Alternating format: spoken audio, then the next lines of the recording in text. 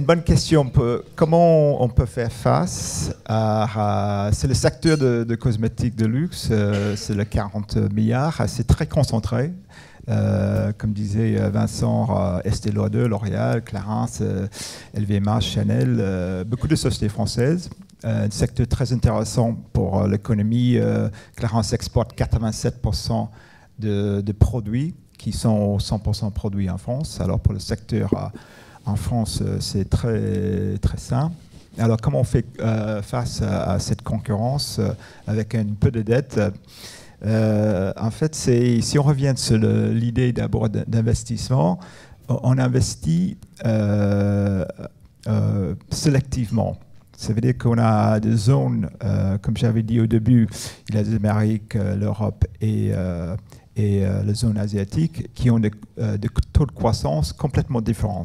Le taux de croissance moyenne du secteur cosmétique, c'est 4% par an dans le monde, mais si on regarde par zone, c'est plutôt 0 à 1%, peut-être 2% en Europe, alors que c'est 6 ou 7% en Asie et 4% aux États-Unis. Alors, ce qui veut dire nos investissements, c'est très sélectif. Alors, notre rôle en tant que directeur financier et en appui des opérationnels, d'aider les opérationnels à comprendre où est-ce qu'il faut investir.